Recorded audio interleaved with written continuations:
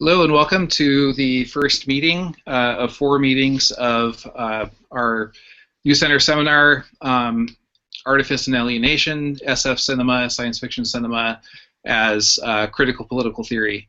I'm Jason Adams. We'll spend the first half of the class kind of going over the syllabus, and I'll introduce myself just a little bit, and then you guys can all introduce yourselves. We'll go over the syllabus, and we'll talk about the actual Kant essay, then we'll take a break. We'll come back and read the secondary essays and talk about the films through which we might come to some conclusions about Kant and about this question of nature, which is a very central element in political theory. My background is basically I got 2 PhDs. I have 1 PhD in political theory. I studied at the University of Hawaii with Michael J. Shapiro, who was my dissertation advisor, and he was pretty much one of the main people to bring Foucault into political science as a discipline. So when you hear political theory, when you hear the term political theory, sometimes people confuse it with political philosophy, which is very similar, but political theory is kind of its own thing. It kind of emerged within the discipline of political science. If you look at classical political theory, it's basically just political philosophy. It's, Rousseau, kind of the liberal cosmopolitan theories of Kant, Locke, and Hobbes, and that sort of thing. Contemporary political theory is much more diverse. There's a version of it that is sort of mainstream liberal political science, that version, basically everybody that I studied with was at war with that in one way or another, whether they were Marxists or feminists or post-structuralists or phenomenologists, whatever they may be. Just the assumptions of liberal political theory, which was the dominant definition of political theory, were not adequate. And so Michael Shapiro's background and thus what I ended up getting into, to be honest, I wasn't really into art. I wasn't really into media that much. I liked punk music when I started grad school, and I liked, probably some avant-garde film, and a couple regular Hollywood films here and there. But I really got into cultural studies and film studies and media studies and technological theory and studies like that during my master's degree and my PhD. And so the idea for this class is partially based off of a pretty rare intersection in political theory, which is basically political theory and media studies. There was a book that came out by Jody Dean that was called Cultural Studies and Political Theory. It came out around 2001, so that was an important book, kind of an important milestone. And then, but that was really kind of following on the heels of a lot of the work that Mike Shapiro was doing in political theory. He has a book called Cinematic Geopolitics. He has quite a number of books dealing with the relationship of film and politics and geopolitics, world politics, and that kind of thing. So that was kind of my background, and so now that's a lot of my writing is at that type of intersection. But let's just so that gives you some sense of why I would teach a class like this.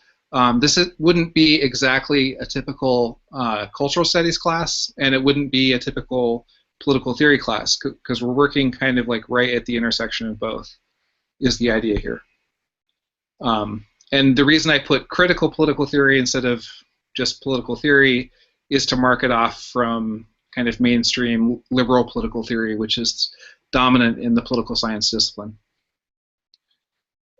So let's just start off and go around, and people can introduce themselves and maybe say what interested you in the class, what your background is, where you hope to go next with this, and that kind of thing. I'll just start with who I see here in the order. So we could start with Daniel, left to right. Hi, Oh, I can Oh, I hear can hear myself. myself. My name is My Daniel. name is Daniel. I'm I'm originally from originally from Mexico. Mexico. I've been I've living been in living in Dallas, Dallas, Texas for Texas for about, about, let's say, let's say, mm, eight 8 months, I months, think. I think. My My background is in background is in political political science. science. I graduated from that. My my studies are from, well, I studied political science in Mexico. Um, um, I've always been interested in many other disciplines that might somehow intersect with political science or political theory. I always was very disappointed about the kind of neoliberal education that one gets when one studies political science in Mexico, and I've lived in the whole world. So I always try to go back to philosophy or literature, art too, and so on. So I'm very interested in taking this seminar because it kind of explores precisely that, science fiction as political theory and what can science fiction teach us in political terms. And I've always liked that. I believe the most cutting edge um, advancements one can make in one discipline always come from other disciplines or other places that are not inside the discipline. So that's what I'm interested in. And currently, I'm trying to, well, I want to apply for a master's degree in York University next year, or yeah, next year. And well, and currently I'm a certificate student in social and political thought here, the New Center. So yeah, it's me.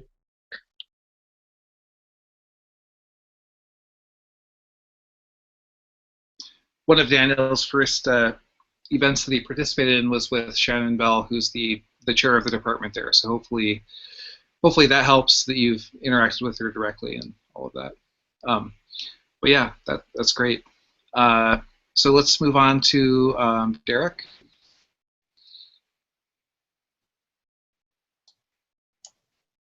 Okay, not quite sure where to sort of locate myself in this. My background is originally in architecture, but then I more or less escaped that immediately. This is going back some time. This is the early 90s, 1990s, and then spent a period of time, I guess, in cultural production in the media arts. And its, I guess, complicity with technoculture more broadly. I then more recently have studied cultural studies at the London Consortium with Stephen Connor and a bunch of other people there. My interest in science fiction is perhaps in relation to trying to work through part of my work involves writing in the field of, I guess, Deleuze studies or post-Deleuze studies. Mm-hmm. I'm currently interested in Deleuze's relation with, I guess, how you might describe his philosophy in science fictional terms. So I'm interested in notions of fabulation and science fiction, and I'm interested in how, I guess, contemporary art has a very particular relation with the science fictional right now, and how that might be contrasted in some way with, I guess, the antagonism that was felt between the contemporary art and media arts in the, I guess, in the last 10 years, in the last decade or so. Yeah, so that sort of technocultural, political, science fictional, contemporary art overlap is where my interest lies in this seminar, I think. Great. Yeah, that's perfect. Um, and so, would you say that you're an architect by training, or who then sort Yeah, of ventured into lots of different things, as often happens in yeah, architecture? Or okay, yeah. No, I think around the sort of mid '90s, well, early '90s, mid '90s, when I graduated, when I qualified, there were a lot of, and I guess there's still a lot of movement out of architecture. So I would say I start within a discipline, but then I've spent most of my uh, working life um, so far kind of trying to sort of step outside of that disciplinary frame. I mm, mean, you can never fully do that. You this is where you come from. So I'd say I still identify as an architect, but one who has spent a lot of time in maybe more time in media arts and okay, in philosophy now than in architecture. I maybe spent 2 years or something like this practicing just long enough to qualify. Yeah. okay. Yeah, well, as far as science fiction goes, one of the most important things, like if you were actually writing science fiction, is creating a believable world. It is sort of the worlding aspect, a believable and conceptually interesting world. So that to me seems very much related to the types of questions that architecture would be dealing with. Sure. So Yeah. let's talk to Dylan. Hey y'all. My name is Dylan Votaw. I finished undergraduate this year from the University of Oklahoma with a BA and a BFA and a Japanese minor. I'll be starting next year at UC Santa Cruz, an MFA program. I'm currently on like medical leave or whatever. Um, I'm into anime and like Donna Haraway and like CCRU type stuff, Cook Crew or whatever. And I was really into one of Jason's pieces this summer during the super conversation about alienation or alienism. So that's sort of the hook that got me into this class, I would say. Cool.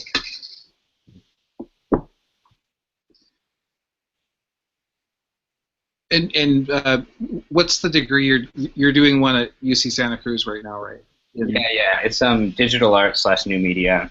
Okay. It's a relatively like structurally interdisciplinary kind of mutt-like program. I would say all the professors are also professors in other departments. Hmm. Okay. So they have room for you to do like theory and sort of like critical studies, cultural studies type things. Yeah. Some of it's built in, and some of it just seems like they'll give me the space if I want it. So I kind of don't really know exactly where I fall on the theory practice line, but Right. more broadly, I'm interested in like art and politics. Hmm. And I don't know if Donna Haraway is still teaching there. I asked many people, and no one quite seems to know. Oh, they've seen her around like many years ago or something, but I think she's an emeritus, but I'm pretty sure she does live there. I think she lives with Starhawk, which is kind of weird because Starhawk is a kind of like one of the least cyborgian kind of activist, like popular left activist writers you could imagine. She's sort of exactly what Donna Haraway is critiquing in the Cyborg Manifesto of like the sort of Earth Goddess feminism. But I believe they live together, as far as I know, like on some sort of eco commune with hybrid dogs running around or something. So, uh, but yeah, hopefully you'll get to interact with her. Giancarlo. Hi everyone, my name is Giancarlo. I'm from Peru and I'm a certificate second student for the transdisciplinary program at the New Center. My background is in communications and media studies. I mostly started reading a lot about media and doing some work around film criticism, so I'm really interested in all the movies we're going to see and all the text, which I think is, for example, the film Abstract Color I find incredible, and the ways that the readings have opened so many paths towards rereading the film in such a different way. And yeah, I'm really interested in talking about films and media theory in general. And Giancarlo has been published several times for his music criticism. Have you been published for film criticism yet? Yeah, film criticism in my university journal, and yeah, some websites around here. Great. Okay, Ivan. Hey everyone, name is Ivan. I'm by trade I'm a info security professional, and I'm also doing an MA of political economy at the University of Sydney. I'm also a certificate student at the New Centre, and my thesis topic has kind of been changing a lot, but it's looking like it's generally towards. I'm interested in bureaucracy, specifically in large corporations, and even the notion of technocracy versus autonomy. Autonomy, both in the Italian workerist tradition as well as Castoriadis. I'm almost seeing a different distinction of, rather than capitalists and workers, there's rather technocrats, even benevolent technocrats, biopolitical technocrats, and people, individuals, I guess. And as for why I'm doing this course, I find I've always been into sci-fi. I'd never known I wasn't into it, and it's really interesting with the readings and the movies to actually draw out its implications more than just a pleasurable sort of genre that I've always indulged in. Yeah, so I'm actually, from the readings, I'm very fascinated with that biopolitical aspect that Kant is raising about the aliens with perfect communication, how he says it would be a hell. So we'll get into that later, but yeah. Someone asked if political economy, you said, is pretty good. I think I actually moved. Yeah, I moved from Melbourne to Sydney because it's got a specific department of critical political economy. They fought very hard in the 80s to actually get that department. It was a classical sort of struggle with students, and there's still people in the Labour Party today who were instrumental in that struggle. So it's got like Michael Beggs, and yeah, they're very active, and it's not just sort of your traditional kitsch Marxists. It's actually lots of post-Keynesians and very interesting things happening there. So. Where do you find room in that for all the stuff that you do with, technology and I don't know, new media and sort of accelerationist themes? I'm finding it quite hard to integrate philosophy with political economy. I'm constantly being told by my supervisor that I need to just do a sort of more empirical social sciences study, but philosophy is always considered a big question. So that's why my thesis topic is still changing a lot, because it's an interesting one to try and bring, have a multidisciplinary approach to political economy that brings in philosophy, brings in technology, and isn't just what they call it. Political economy is economics as a social science, so they would see it as kind of sociology, but in the economic sphere. So the methodology often is there's quite a question to that. Yeah. Great. So Jack. Hi. So my background thus far has been in area studies and Middle Eastern studies specifically. My MA thesis was historical sociology, and basically I was looking at the establishment and the maintenance of the biopolitical regime in Palestine at the beginning of the 20th century. So that entailed some philosophical anthropology, which is kind of why I wanted to take this course. I want to move away from the early 20th century and look more at neoliberalism for future research and beyond neoliberalism. And I think that would entail more work in, for me at least, in philosophical anthropology. So the relation to this course, I guess, is looking at the human and the post-human and how that relates to biopolitics and something beyond biopolitics. Great. Who was the person you studied with? He wrote was it called Colonizing Egypt or something? Yeah, Timothy Mitchell.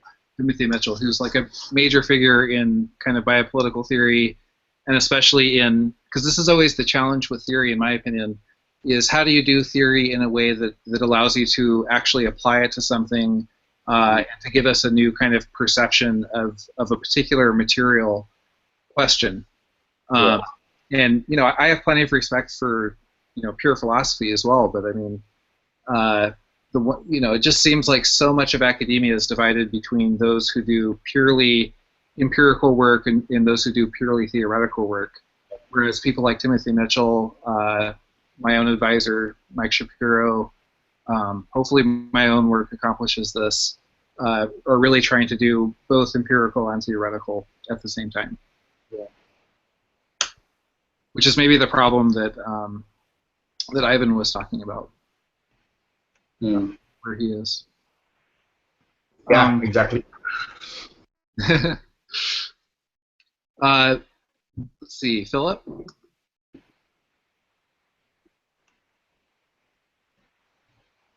I'm pretty sure Philip will be here just for this class and maybe one other, depending. We got 12 people enrolled, but as I said, this very first meeting, at least 3 people who will normally be here could not be here the first time, but they are enrolled.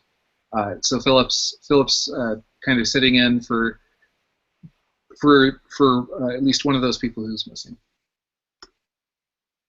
But still, please introduce yourself.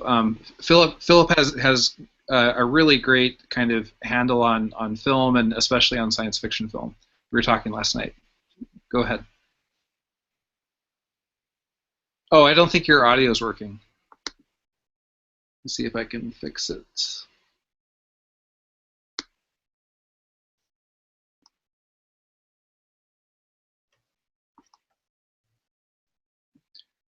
Actually, Philip, can you try to do something on your end? Because as far as I can see, you're unmuted.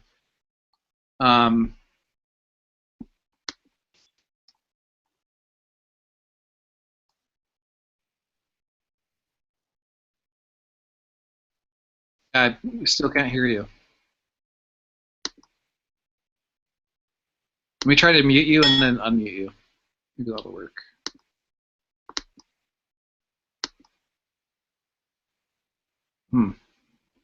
Yeah, I'm not sure why that's happening.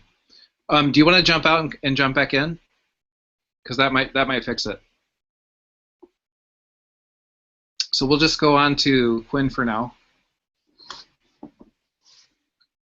Yeah, it's. Oh.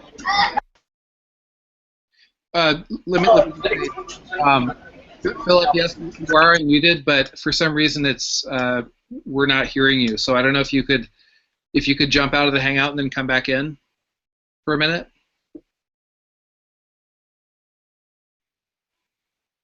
Okay. Sorry, go ahead, Quinn. Hey, I'm Quinn. I'm a composer and curator and guitarist in Philadelphia. I'm a movie producer, and I got to talk to you guys more about this movie that we're trying to get on the festival circuit. And you can't trust film institutions because they're incompetent, and no one's seeing this movie. Nobody yet. Nobody's accepting this movie yet. But anyway, yeah. For this sci-fi topic from this Kantian standpoint, I'm with you, Dylan. Is extremely useful to me the ensemble I direct, we tackle cognitive problems and communication problems, just like how different processes and how different inputs and outputs really fit together and really work together, and to try to have enough quantifiable information, you know, in your music, playing, that you can lock into and organize in such a way, and this Kantian look at science fiction that just it's the sophisticated way of asking, like, what is a form of intelligence and why, is just extremely useful. And I'm connected with natural sciences, social sciences. I mean, activism and shit, and that's why it's definitely where a lot of the music comes from. So yeah, that's why I'm here. I've been a News Center member since the beginning, but I've always been in the middle of gigantic projects. So, now's like the first time that I can really like do a seminar. Yeah. Great. Yeah, and we're really excited to have Quinn working with us, because he's always sort of done the work anyway. And so now with him being a certificate student, it's kind of a good good transition. So really good. So let's see, Thomas. Then we'll come back to you, Philip, in just a minute. Hi, everybody. Can you hear me? Yep. Okay. Hi, I'm Thomas Elliott, and I'm from southeastern Michigan, and I'm a certificate student in I don't know, critical socio-political theory or something from the New Center here, and I also study philosophy at the grad level at Eastern Michigan University. I also have done some studying with the GCAS as well, which is great fun. It would be hard to pinpoint what my interests are lately, I guess. I've been reading a lot about Stalin and Bolshevism, and I've been very sort of, I don't know, attracted to sort of unusual Marxist stuff. So I was reading Tito a lot lately, and I don't know, but I guess I would broadly describe my orientation as sort of Heideggerian, I guess. I still stick to sort of Heidegger, Nietzsche, and I'm a prolific writer, but have published very little, haven't tried really. Jason helped me publish something for Eflux magazine, which was great, and I love film. I guess that would be one thing that I probably could contribute directly to this class, is I'm definitely a film buff, less so sci-fi, although I've seen quite a lot of sci-fi. I tend to like more existential films, European, Japanese, from the 1960s, things like Ingmar Bergman, Italian neorealism, that sort of thing, and sort of voluminous knowledge on that stuff. And I don't know, I'm just excited to continue to participate and be a member of the New Center, and look forward to this class. Great, thank you. Yeah, and Thomas is a social and political thought student as well, so that's good. We're very interdisciplinary here, so it doesn't matter if you're coming primarily from art and media or primarily from philosophy and political theory. Everybody will get something from this, I'm sure. Okay, Philip, do you want to try again? Shoot. Yeah, I don't know why it's not working. Don't you have like an iPad or something, I thought? I think you sometimes use an iPad, or maybe you are using an iPad right now. I was just thinking if you switch to a different machine, perhaps it would work on a different machine.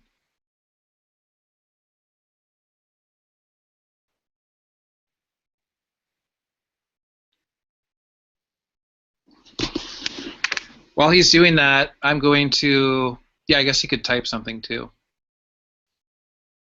while he's doing that, I'm going to screen share.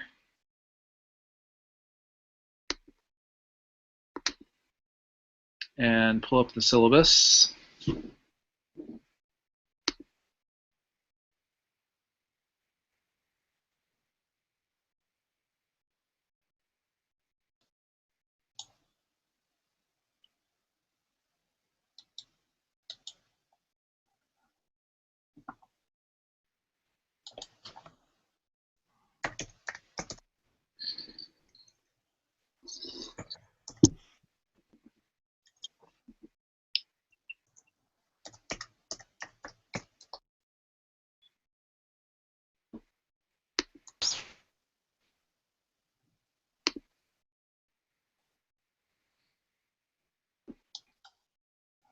Okay, can everybody see this, or should I enlarge it a little more?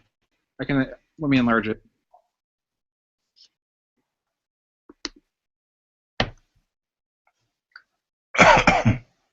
Is that legible to you? I can't see the screen because I'm doing an entire screen share. Yes, it is. It is, okay. Okay, great. Okay, so this is a one-credit course, only one module. We're going from today through November 6th, so we'll be done pretty soon, 6 to 8:30. So just go over the description a little bit and maybe extrapolate just a little bit. And then once we go through part of this, and if Philip is back, if somebody could tell me, then we'll let him introduce himself, and we'll keep going after that too. But just for now, I'll start off with the description. So basically, in the seminar, we're exploring the relationship between science fiction cinema and critical political theory or political thought. And I just described kind of what I meant by that a bit earlier. And so the thing is that the thing is with science fiction, or the reason that we're kind of looking at these two as an intersection, I think. Let me actually just pull up this quote that I posted just recently. This is from Ballard. Ballard has this great definition of why science fiction is such an important genre right now. I think I put it in here. Yeah, this one right here. So this is from Fictions of Every Kind. I was actually going to put this in the syllabus, but I figured I would just talk about it real briefly. And the way that he describes the importance of science fiction, he says science fiction is likely to be the only form of literature which will cross the gap between the dying narrative fiction of the present and the cassette and videotape fictions of the future. So this is why I think specifically sci-fi cinema is especially interesting, because as Ballard is saying here, it's a literature that is almost sort of made for cinema in a certain way. So rather than just like a narrative fiction, a kind of post-narrativistic type of fiction that can actually function as in a visual medium like videotapes and film. He goes on and he says, what can Saul Bellow and John Updike do that J. Walter Thompson, the world's largest advertising agency and its greatest producer of fiction, can't do better? At present, science fiction is almost the only form of fiction which is thriving, and certainly the only form of fiction which has any influence on the world around it. And then he goes on and sort of denounces the social novel, and his reason for denouncing the social novel is that the social novel of the past, first of all, it's a narrative fiction as opposed to a film, and second of all, social relationships are not as important as technological relationships and the technological landscape that we live in today. So I think that if we're doing critical political theory, as I'm talking about here in the description, the thing about liberal political theory is that it's almost always based purely in hypotheticals. There's very little kind of material grounding to the questions that liberal kind of mainstream political theory does. Whereas critical political theory is usually trying to pay attention to what's emerging right now, what's happening in the world, what's happening technologically speaking, what's happening in terms of scientific discovery, which would include exploration of the universe and maybe of the deep oceans and all kinds of other things like that. And so if we're doing critical political theory, then we are doing something that I think is a bit closer to kind of what he's describing there about science fiction. And of course, some of the main themes of science fiction, as I say here in the syllabus, are also central questions for political thought, that being utopianism, dystopianism, and materialism. And so, historically in science fiction, we have a good bit of utopian science fiction, especially coming from non-American countries, some coming from the U.S., and much of it having somewhat of a left-wing bent, including authors that you might not think would be, but you go and look into their background, and in fact, they actually, many of them were in fact left-wing.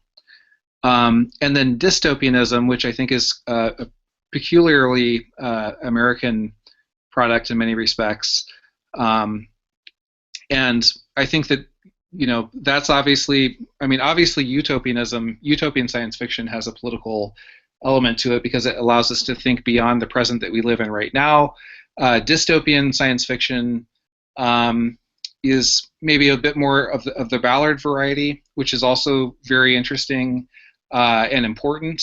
But on the other hand, it's sort of imagining this dark future if things were to continue to go the way that they're going, or if they were to intensify in a much worse way.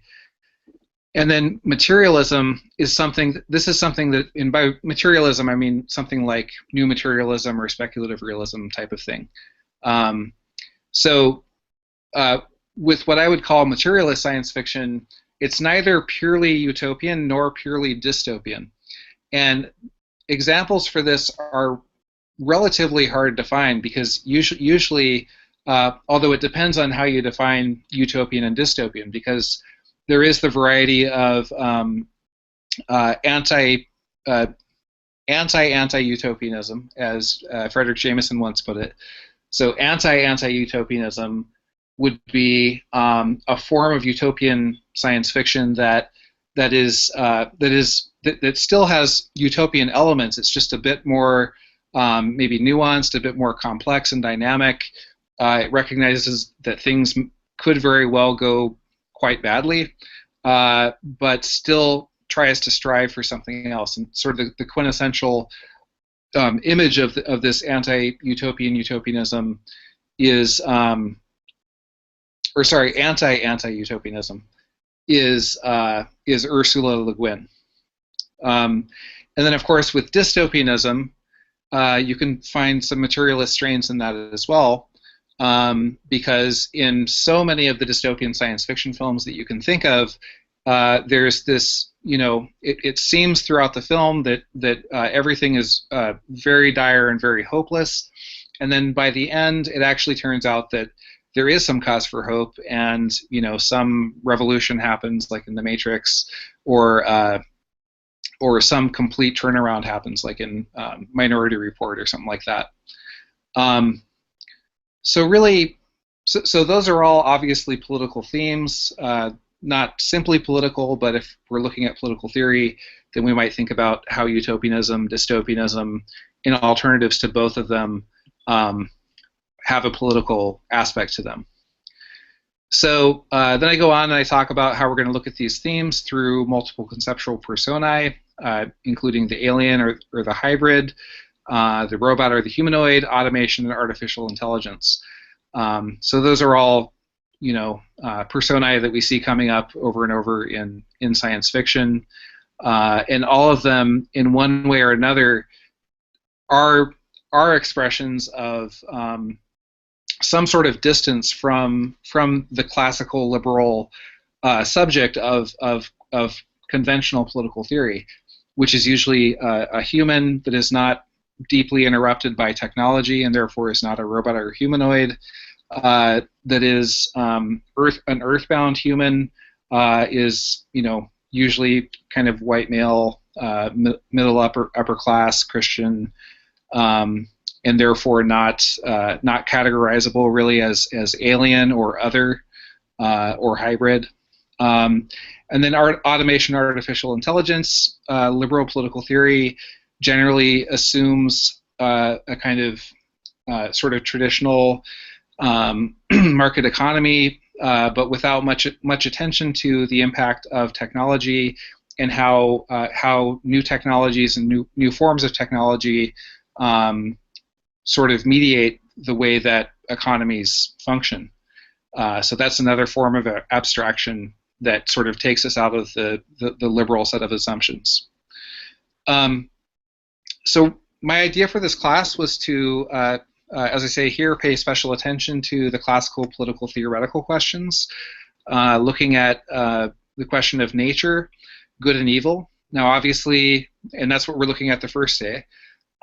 So the question of human nature, or just of, of even just of nature in general, like, are humans primarily cooperative, or are they primarily self-interested? Are they primarily kind of evil and looking for instances of malice for them to express, or are they looking for kind of acts of the Good Samaritan type of thing?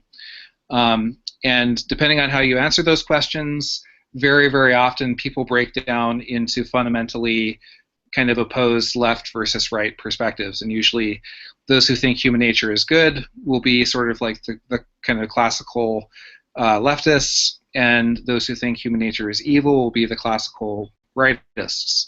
And of course, all of that is much more complicated now, but that's the question that we kind of start with if we're thinking about this through a political theory lens. Second, legitimacy, property in the state. I'm partially invoking Habermas here, his Legitimation Crisis book, which is one of his famous ones, that sort of raises the question of, okay, we do live in a world right now with property relations and the modern liberal state. But how is this legitimated? Is it undergoing a crisis of legitimacy? Is that why we're seeing a lot of the social movements that we see and a lot of the criticisms that we see, or is it generally considered legitimate? So that's a fundamental question in political theory as well. Third, and this is basically how the class is set up, so that every single day we'll look at one of these four questions. On the third meeting, we'll look at the question of community, how communities are constituted. And so this would basically be like, for example, a nation state. Who do we consider to be a minority within a nation state? Who do we consider to be a majority? This is sort of the background question of political theory. And then looking at it through science fiction, basically through some kind of allegory, some sort of allegorical relationship. And you could think of, for example, Independence Day and the role of Mexican immigrants in that film versus the invading aliens. That's one thing that Jody Dean brings up in one of the readings that we're looking at. And then the fourth one, decision, democracy, and dictatorship. And this would be basically how are decisions made, what type of political structure at the level of governance. Even if you're not talking about the state per se, there's still a question of how decisions are made. And that can either be more democratic or more dictatorial. But then, of course, depending on your definition of community, even a majority rule could be sort of dictatorial for people in minority positions. So then it gets very complicated. And all four of these, I think, are all throughout science fiction. There's endless examples, and so I think we'll have a lot of fun. And we're also looking at all these different genres here, or at least discussing them. We might not actually view a film, but including Afrofuturism, alien invasion, biopunk, cyberpunk, feminist sci-fi, hard sci-fi, social sci-fi, tech noir. And temporally speaking, the class is focused on 21st century films. So, so we're really looking at primarily, you know, in the last 2 decades. I don't have any films on here at all that are from prior to the year 2000, and that's just because, I mean, I've taught a class that goes through the entire kind of history of science fiction cinema already, and so my idea for this class was to do it a little bit differently and really have it be on 21st century sci-fi films. So in terms of requirements, we'll have 4 2.5-hour sessions. We'll have a lecture for about a half an hour, and most of the rest of the time will be group discussion, reading set for each week, and I'd ask you guys to try to write 400 words on some aspect of the week's topic in advance. And the idea of getting you to write this, I mean, I do say here that it'll be posted in the classroom page. I would prefer if you did that, but if for some reason you don't want to do that, that's okay. Really, the goal is getting you to this 1,500-word essay at the end. The length of that was chosen basically because that's pretty much twice the length of a typical blog post. So you know, we thought you know that's not too long. It's not as long as a typical college paper, but it's something that should hopefully be doable. You might even be able to publish it somewhere, including in the blogosphere, or it might, you know, we have our own publication venues and that kind of stuff too, like Triple Ampersand. So so that's the idea of that, and then going down here through the class schedule. Oh wait, this is the. Okay, this is. I'm going to show you this one instead. Okay, but this is the same thing. It's just that this one has this stuff marked out. So texts, all the texts are in the links in the actual schedule. All the films are also in there. You may have to incur some rental costs unless you can somehow find these through through your friends. So the first meeting is denaturalizing the political. So this is the question of nature. And I'll probably talk a bit about Deleuze's time image here, which has to do, to a large extent, with the question of narrative and the role of narrative in cinema. And then we'll definitely spend some time looking at Kant's anthropology, Clarke's response to Kant, and Kant's Aliens, which is a perfect example of a kind of critical political theory of sci-fi cinema. Peter Gendy's Stardust Philosophy, Kareth's Upstream Color, and Glazer's Under the Skin.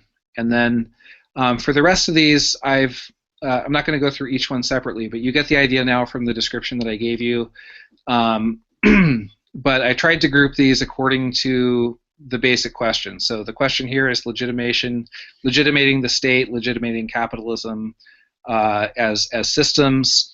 And so how do these particular films either legitimate or delegitimate, and what alternative models do they kind of suggest in various ways? And the readings are meant to kind of complement that as well. Community without identity. This is looking at the constitution of communities, who's considered a minority, who's considered a majority, and the films and readings are for that. And then, of course, here on decision-making and how decision-making structures are organized as well. And for that I thought Snowpiercer would be good for that, for sort of authoritarian-type societies, and Hard to Be a God, I believe fits in pretty well with that too, and Minority Report obviously fits in. But if you want to make suggestions, please feel free. We can talk about it in class, or you can write me later. But basically, I'm gonna have the final revised version of the syllabus by tomorrow at probably around now 6 or 7, and then I'll send that to you. But I don't think it'll change that much. But I might change just a couple of the films, a couple of the readings for the rest of the class. So. You guys were able to hear me that whole time? Okay. Great. So let's let me open it up for questions, questions that people might have, not on the readings just yet, but on the syllabus and the idea of the class. Are there any questions about kind of what we're doing here and what you're expected to do by the end?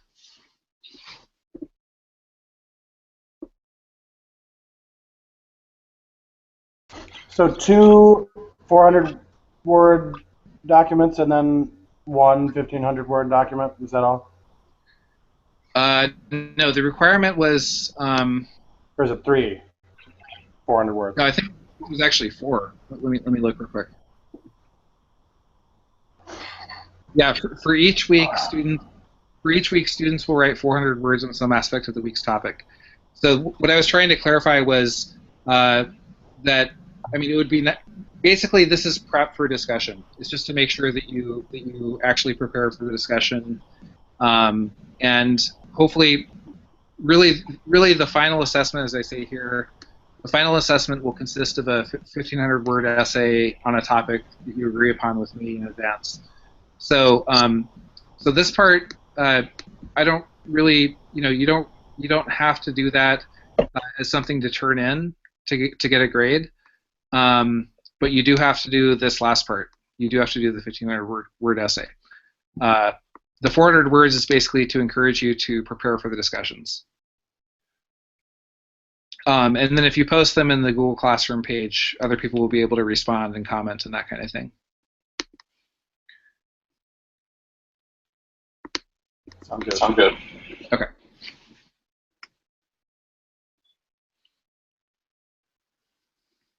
Any other questions? Okay.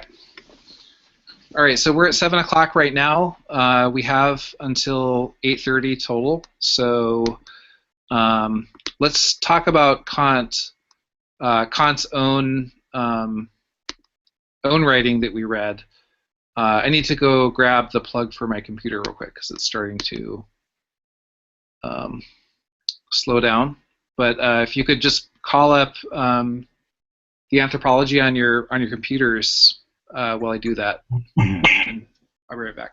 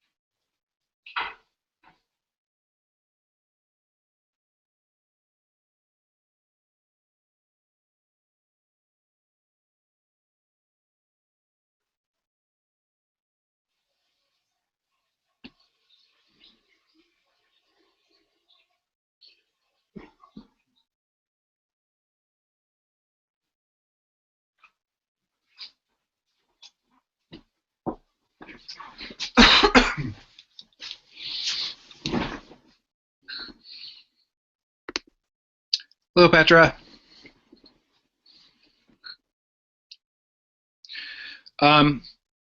Before we get started on this, I just want to ask, who has to leave early? Anybody have to leave early? I believe Quinn does. Anybody else? Yeah, I'm jumping around 8 o'clock. Okay. Can everybody else stay till 8:30? Okay. So Quinn, do you have a film that you'd really like to discuss before you leave, or on the subject of today's list and with the related to the Kant reading and everything? Yeah. Because we basically have a lot of reading to go through, so I was thinking because you have to leave early, if you have a preference, if you really want to talk about like upside color or something like that, just let me know. We'll use this pen. Oh, yeah. Thank you. Yeah, everything that my brain is doing about like this Kant reading and the David Clark reading, it's all great stuff, and I don't think movies are really like we're like beyond, we're beyond like most filmmakers. There's very few filmmakers who can like ride with Kant here, I just don't. It doesn't make me think of movies. No. Okay. Well, that's what I'm trained in, is figuring out how things that don't seem related can. Of course. No, I just don't think that filmmakers are tackling these issues. Like, if you look at I think these issues are what like Age of Ultron should have been, but I see. But it wasn't, because they're just not skilled. Like we haven't trained Hollywood film crews. They haven't been trained at the new center. That's the problem. I see. Yeah, but at the same time, well, actually, really, we can come back to this later. But basically, what I was trying to ask you is there anything that we're looking at today that you want to be sure to talk about before you leave? Of course, yes, of course. Yeah, my favorite part about these readings, and I got halfway through David Clark and I got through the Kant, and Quinn, I just want to be like a little more clear.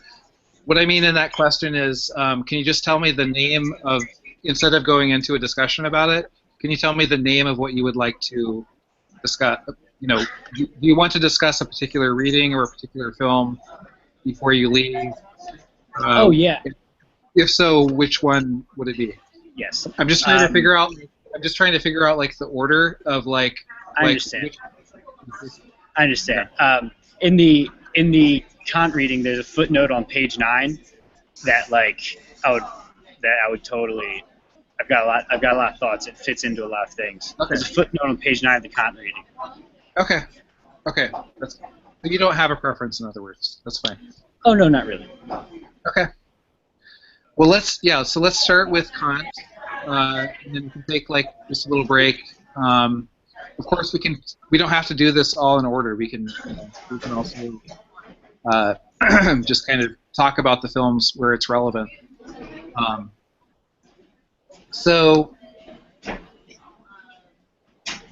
Okay.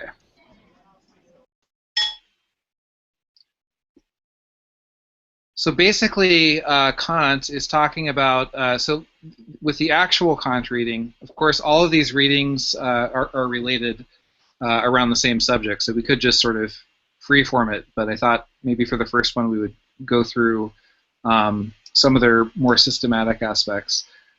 So basically, what Kant is saying is that what Kant says in the Anthropology, and he also says similar things throughout a lot of his work, is that extraterrestrial beings are still humanity's kind of constitutive outside. You've heard this term from Judith Butler and other critical theorists, which basically suggests that we don't know who we are. We're strangers to ourselves in Kristeva's sense until we encounter something else.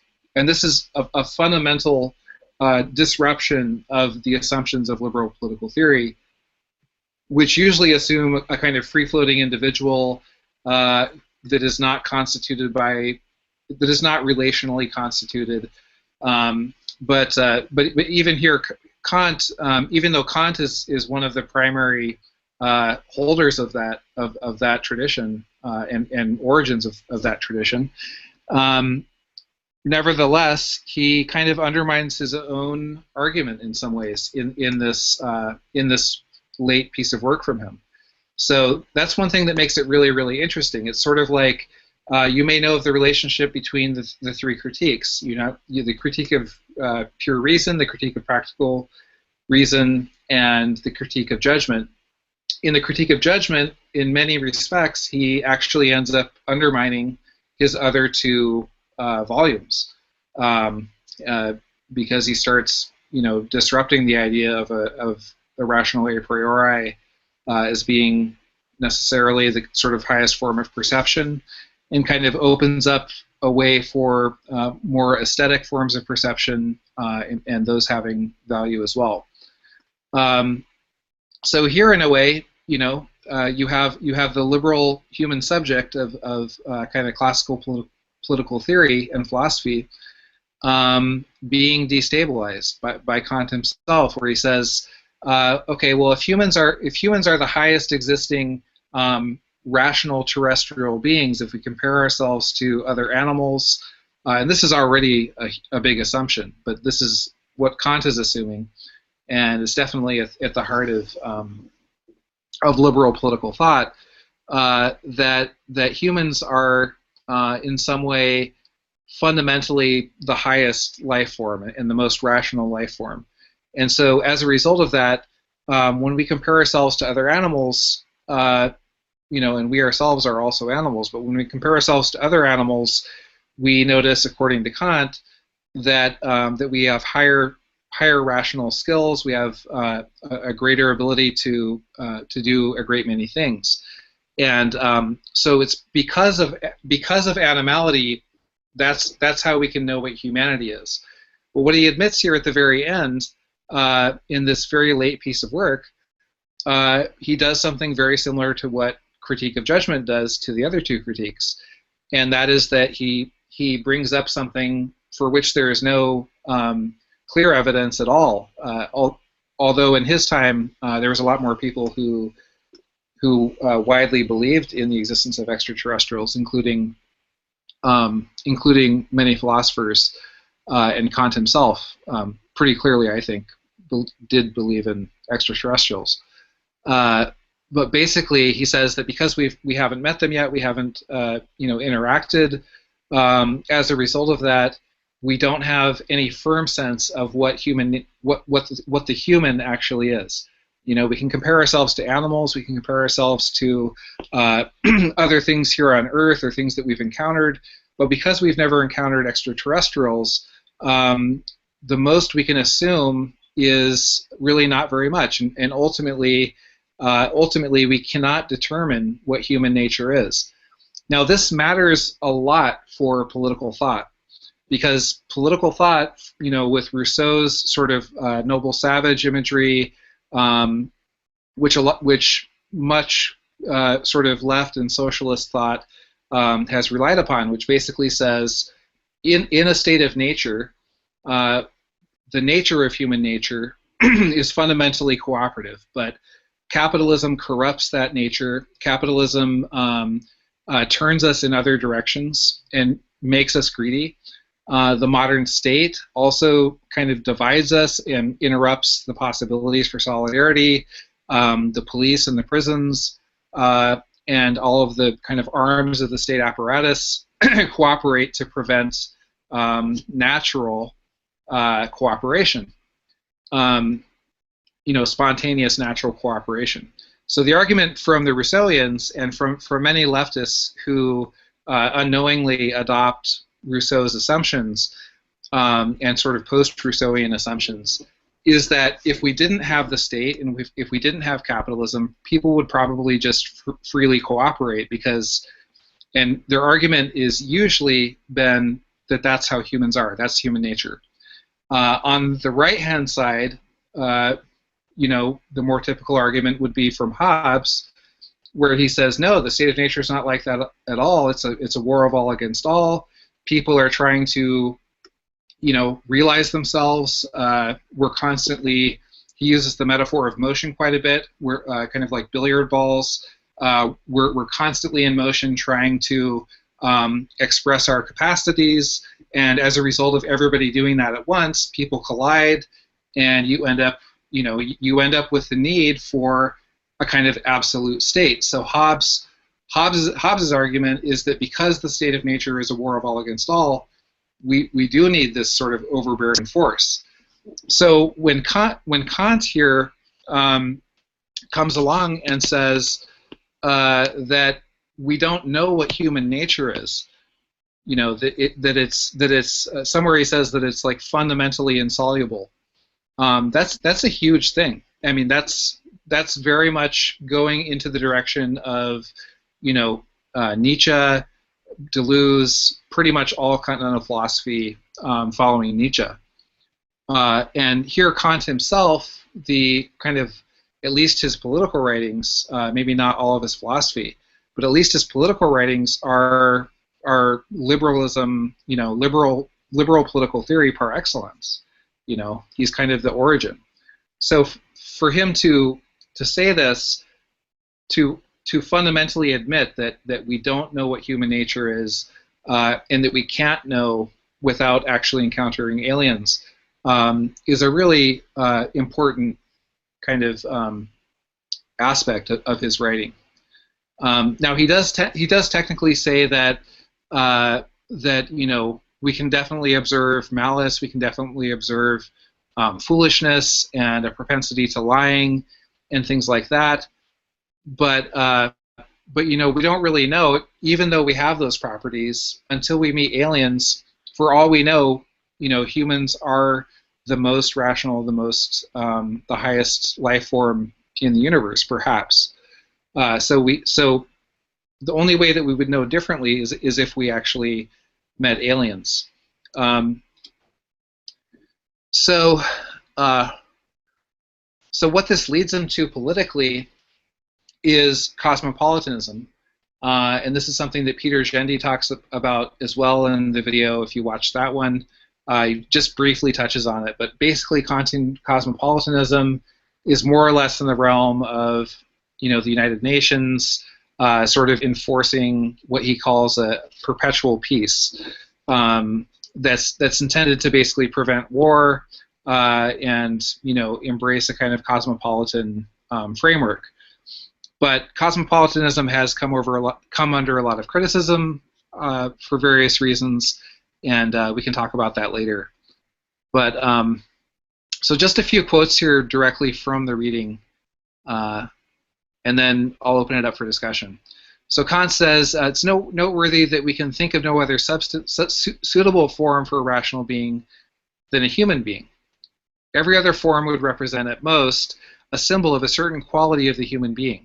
Therefore, we populate all other planets in our imagination with nothing but human forms, although it is probable that they may be formed very differently given the diversity of soil that supports and nourishes them and the different elements of which they're composed. The highest concept may be that of a rational being. However, we shall not be able to name its character because we have no knowledge of non-terrestrial rational beings that would enable us to indicate their characteristic property and therefore characterize this terrestrial being, human beings, amongst rational beings in general. And let me just say here real quick, if you read his Universal History, and this is mentioned a bit in the Clark text, which we'll talk about later, but if you read his Universal History, he basically, I think Gendi talks about it a little bit too in the video, but basically in Universal History, which was way earlier Kant, there he's arguing that he's not arguing, but he's sort of speculating that humans are probably kind of like a middle level race of beings as far as the universe goes, and he talks about Mercurians, like people living on Mercury, would most likely be much more animalistic and lazy and this and that. And then those living on, say, Venus or Mars would probably be more advanced and more kind of high-minded than humans would be. So that's just his sort of random theory that he came up with for some reason. But the important point here is that he goes on to say, it seems, therefore, that the problem of indicating the character of the human species is absolutely insoluble. If one now asks whether the human species is to be regarded as a good or bad race, then I must confess that there is not much to boast about in it. This would then result in the admission of this race of terrestrial rational beings deserves no honorable place amongst other rational beings, except that precisely this condemning judgment reveals a moral predisposition in us, an innate demand of reason, also to work against this propensity. So this is the part where he was talking about, for example, he says that we can see that humans have a propensity to lying by the simple fact that we don't share every single thought that comes to our mind.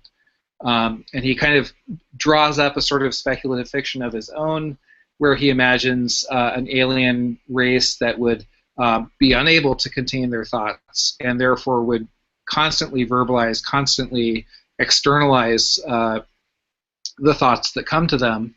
And in his view, this if people actually did that, people would be fighting all the time. We'd know never-ending conflict and probably war and that kind of thing. So it's a bit of a paradox.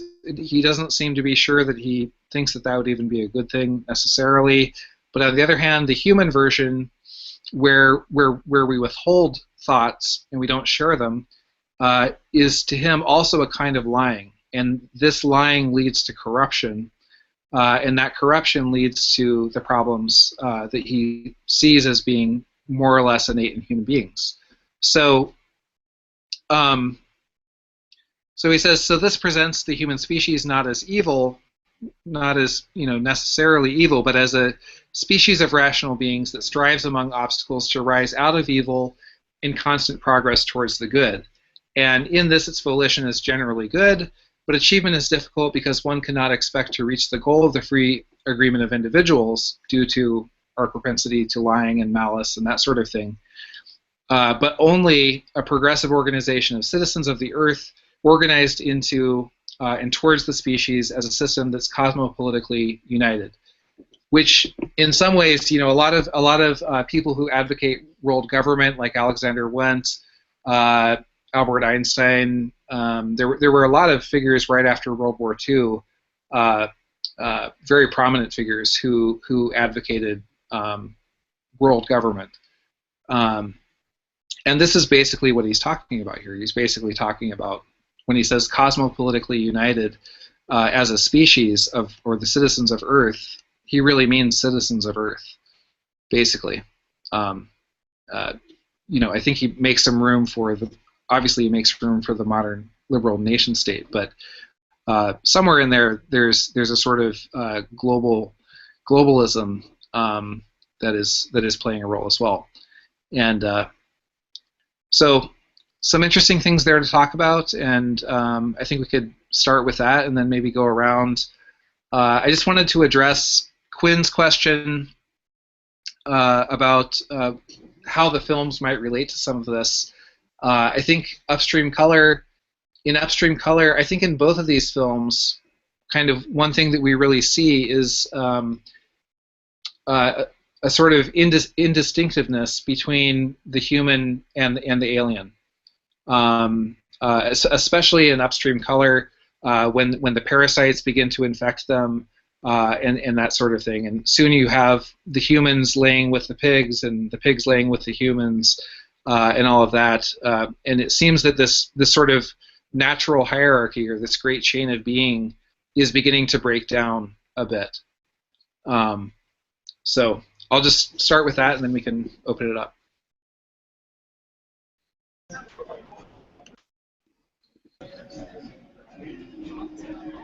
Yeah, I think that's awesome. I love the introduction, framing it with Hobbes versus Rousseau.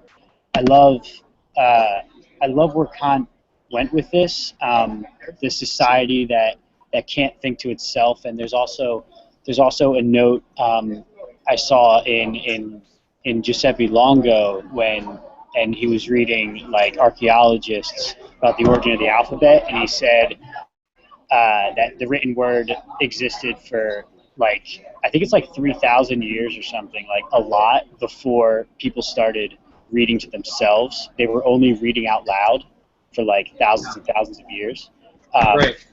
And that's such a huge detail. And the idea of thought, there's thought that you say and that you don't say, and that political organization is possible because we can lie to each other, and you need a little corruption, you need a little strategy and cunning and everything in order for any political formulation whatsoever. And this picture of the alien society that they can't stop talking to each other and they can't think without talking, I think that's an amazing thing to look at, to then look at ourselves, because that becomes the picture of human nature is there being a difference between thoughts that are like, that you share and you don't share. And this has been my central research question for 2 years in sound art, and then into philosophy of language and into the music I try to write. So I'm like 200% about all this. The thing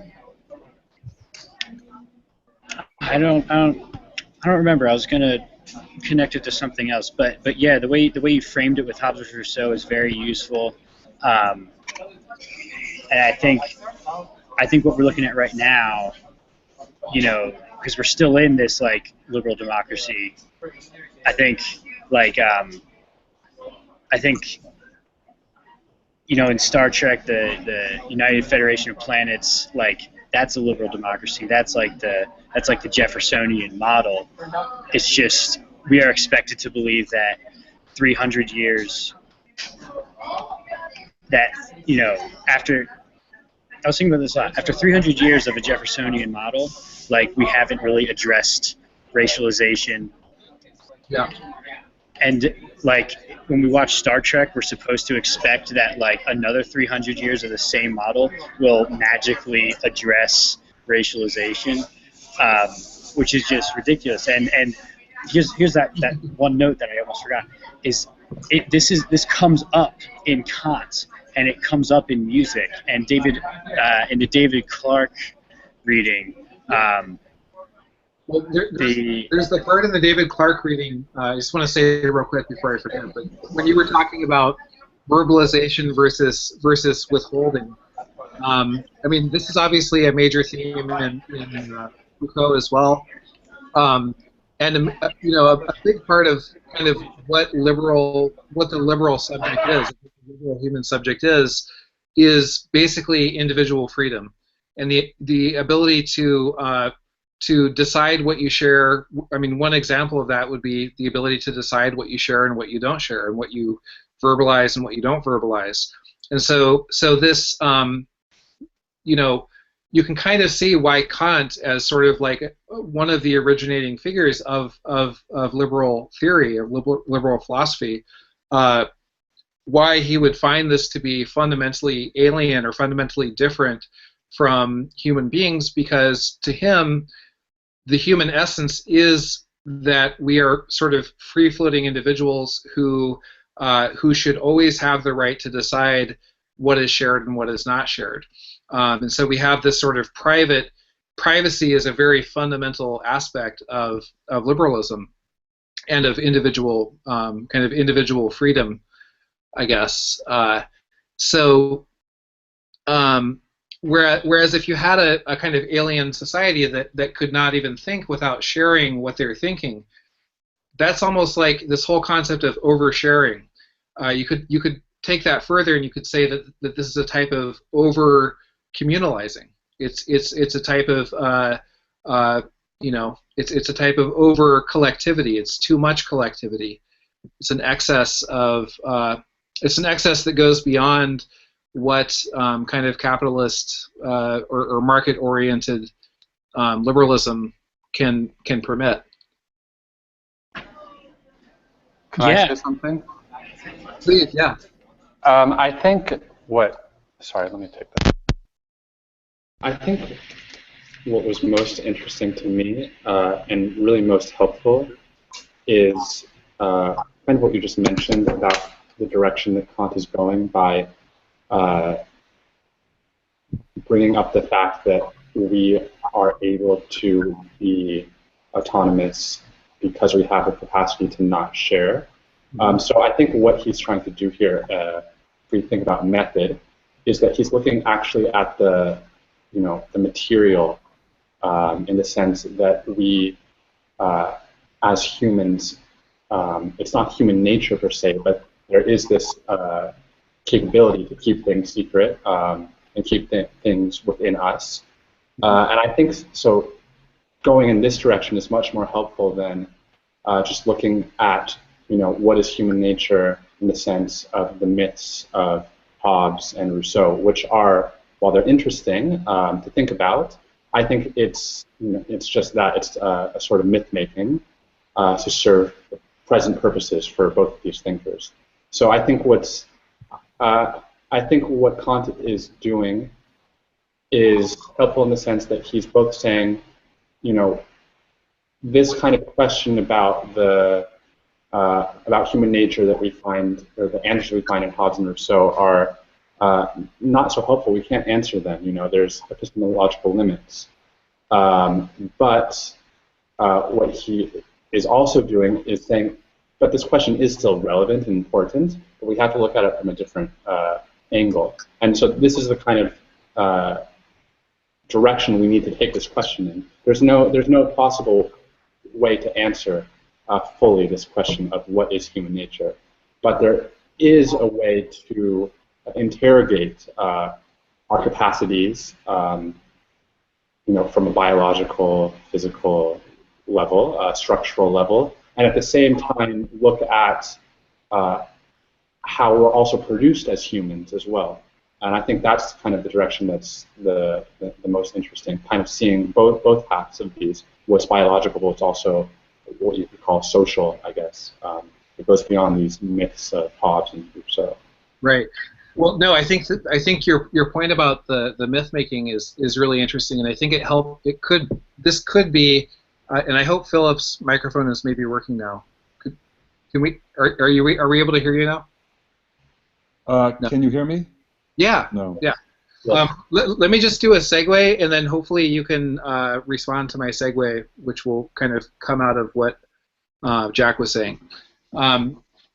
So yeah, I think you're absolutely right, and that is why Nietzsche, in my opinion, is such an important philosopher for contemporary political theory, because he really does denarrativize that, and he basically says, you know, we do have these epistemological limits. We don't know if human nature is fundamentally bad or fundamentally good or fundamentally cooperative or fundamentally greedy, because we've always been living under particular types of systems.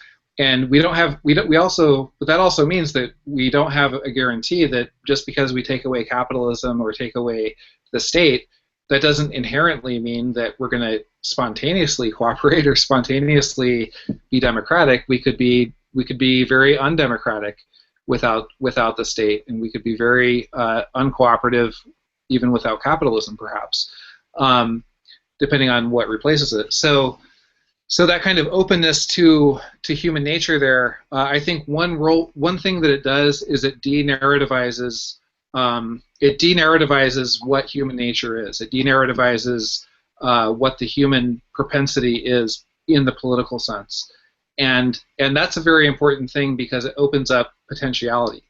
And I think that if you look at the two films that we looked at today, Upstream Color and Under the Skin, both of them, but especially Upstream Color, are not so much. I mean, they're very much kind of what Deleuze refers to as time image cinema, in the sense that he says in movement image cinema, which is basically all pre-World War II cinema, and it's not a hard and fast distinction, but just basically. More or less what he's saying is that movement image cinema prior to World War II was usually basically a novel turned into a film.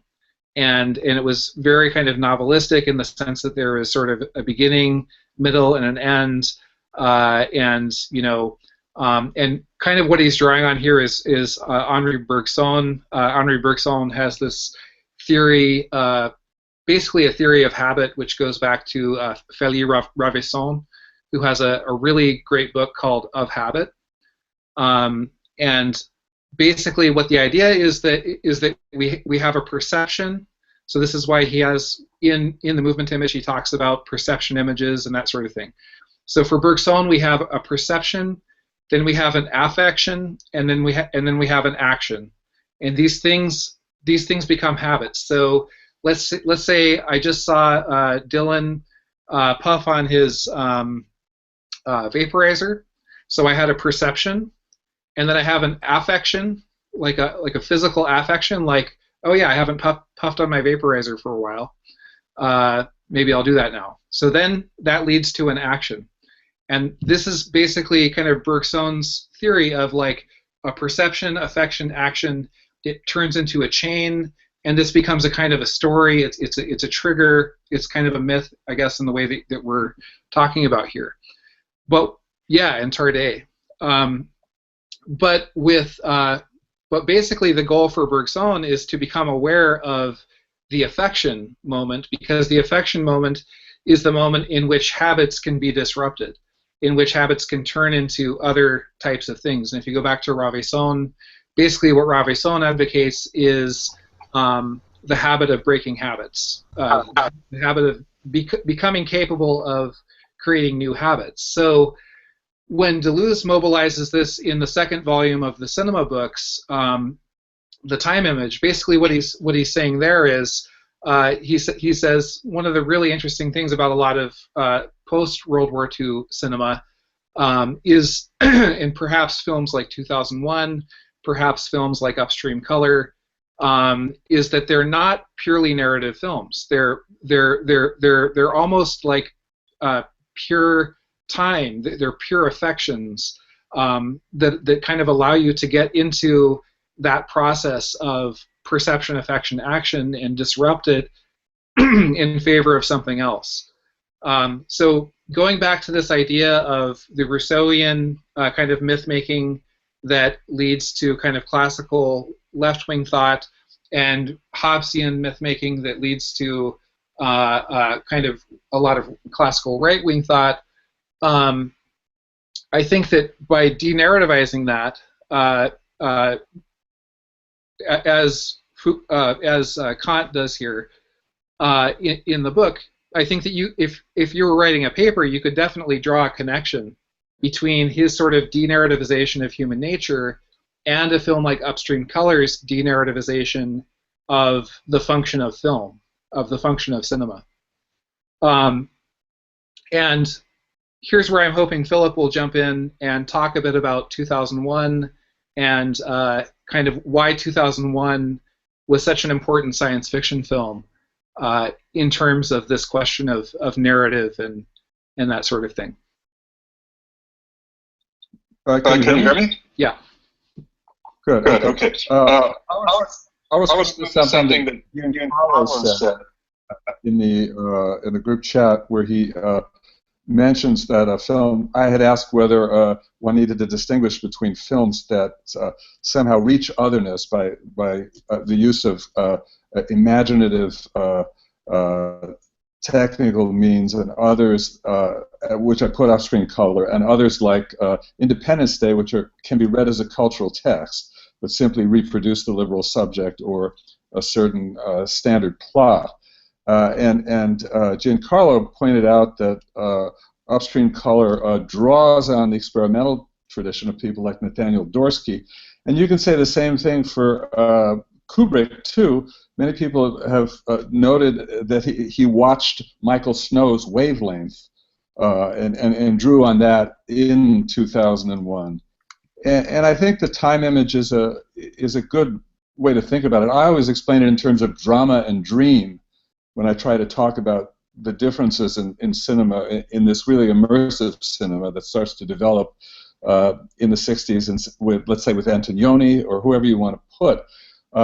The notion that you're following a plot that is asking us what happens next and leading to a kind of structured crisis climax that actually comes out of the well-made play and drama, French drama in the 19th century by Eugene Scribe, for example. But that what happens strangely in film about the 60s and 70s is this kind of immersion in time, and you find it even in people who start with in Hollywood, like Hitchcock, who by the time he arrives at Vertigo has moved to a point where the movie, which is utterly hypnotizing, is about a man walking around following a woman, knowing nothing about it, and experiencing these new places in a kind of surrealist flânerie, which meets Antonioni coming from the European tradition, in like at La Ventura, where a woman is walking around an island where there's nothing there and trying to find a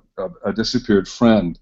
So there's a whole realm of films that literally immerse us in time that are to some degree unwatchable in the same way. If your synapses are built to something happening every second, or Scorsese camera movements that rotate around very, very quickly, which is what they keep trying to fill up everything in Hollywood film. And when they even find them boring and difficult, but they stay with you forever because they reach you on some other level. Whereas the ones that you enjoy minute to minute, you might not be able to remember anything of them after they leave. So I think in order to, I guess the long-winded way of saying is, in order to realize the conceptual possibilities that are released in good literary science fiction for many years, filmmakers have had to reach towards very, very innovative technical means to escape out of the trap of just putting a Western in a spaceship or something like that. Right. What were you saying last night? You had a really clear comparison of 2001 and Inception when we were talking. Right. Sorry, 2001 and Interstellar. Yeah. Interstellar. And because I well, think the problem with 2001, I'm from the 60s, and everybody went and watched it again and again in the first row of movies, and even would drop acid and watch it occasionally. But and I took my kids to it, and like nothing. And these are not kids who are just hipped into only American film, but we're watching Kurosawa and Godard and stuff like that. Right. And so at the same time, when I watched something like Interstellar, what I thought when I go back to Kubrick is, well, this really is a post-human film. First of all, it stops before it begins before history and cuts to the end of history. It leaves the whole thing out between the apes and the the Star Child, or where one is moving towards, and leaving out the notion of whether the evolutionism is in itself a sort of human nature type thing. The central section, which involves the ship moving through space for a long voyage, where the astronauts hardly say a word or talk to each other, and there's something about that strange interstellar inhumanness that is creeping in and into the interiors of these astronauts and is changing them already. And there's the moment when they put on the tape recorder, videotaped messages from their families back on Earth, and they sit there and listen to these simple elderly people who talk about, hey, we ran into your high school friend, or the weather, the crops were good this year or something, and they're sitting there looking and with expressionless faces, eating TV dinners, and they're just, it doesn't register anymore. It has no meaning to them. And when you see the same scene in Interstellar, where all the voyaging part of Interstellar is filled up with plot, exposition, conflict between people on the craft, and even when they put that video recorded message from the past up there, it's Jessica Chastain, the daughter, and it becomes this emotional, as the world turns, drama-filled moment, rather than this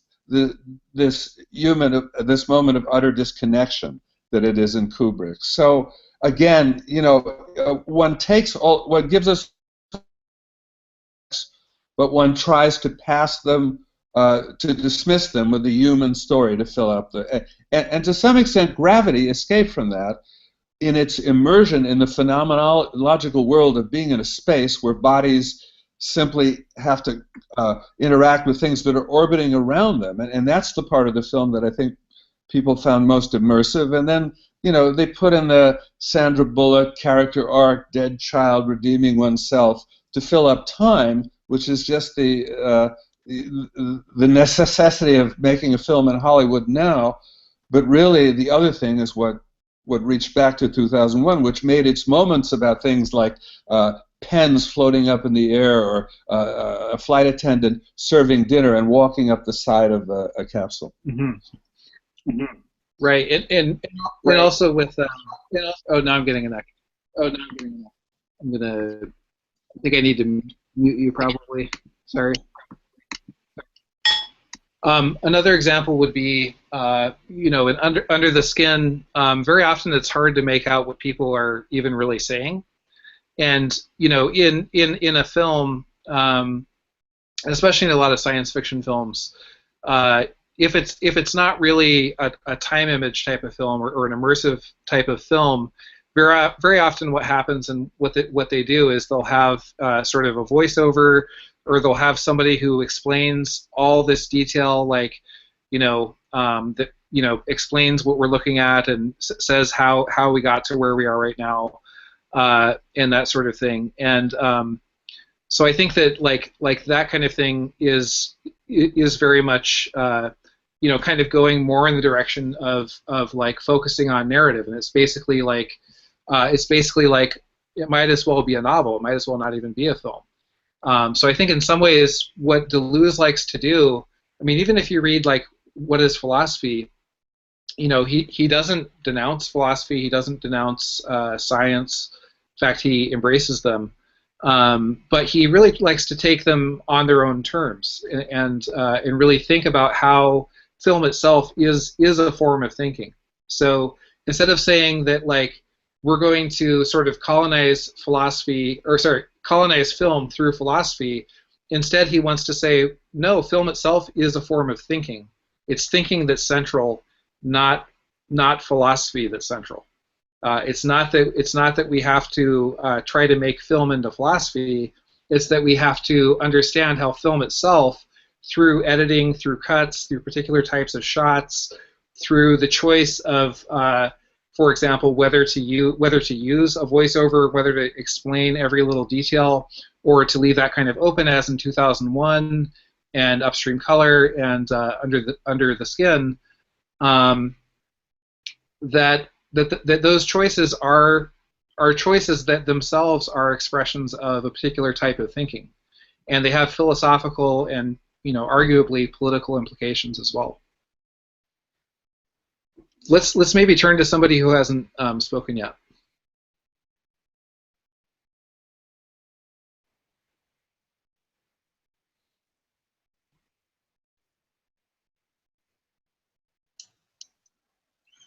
Yeah, I've got something maybe. Sure. It seems to me that, I mean, just I haven't seen I've only seen Under the Skin, but of the viewings for this session. But it strikes me that Kant's extraterrestrials, they seem kind of quite anthropomorphic, in that he maybe needs them to be quite close to the human in a way. Mm-hmm. In order to be able to make the comparison. Mm-hmm. And yet there's this sort of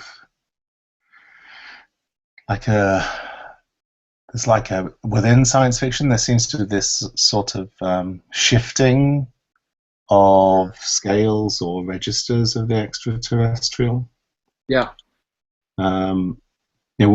Within or across or kind of outside of the chain of being, maybe. So you get kind of microscopic extraterrestrial, and I'm just wondering how this might figure in the way we think about Kant's extraterrestrial, this kind of where the rational exists in this at a kind of scalar kind of extraterrestrial. I don't know whether I'm making any sense. It's kind of late here. Well, you said you saw Under the Skin? Yeah. Like, what kind of, maybe it would help if you could just say a little bit about, like, what aspects of that film did you feel latched in for you to what you read in Kant? Because, I mean, in some ways, is the main character, the female alien, is she... do you feel that she was represented as being very close to the human, or very different from the human? And kind of like, how would you say that film thinks the question of the human-alien relation as opposed to Kant, maybe? I guess in the film it sort of suggests that the human can be both learned as sort of sets of behaviors or habits, but also is is also on a sort of vector of becoming. So, the sort of alien maybe becomes more human by the end of the film, by the end of the movie. Mhm. I guess in a strange way, that's at the point where its alien quality is perhaps revealed most fully, and the shedding of the skin and so on. Yeah. Well, Stephen Holden from the New York Times had this quote when I was looking at a couple of the reviews of the film, where he said that the one thing that it leaves us reflecting on is the possibility that every being in the universe is an alien in disguise. Mm-hmm. And I thought that was kind of interesting, because when Kant is saying that that we don't really know the nature of human being, we don't really know what human beings are per se. At some point he says that the definition of the human is absolutely insoluble.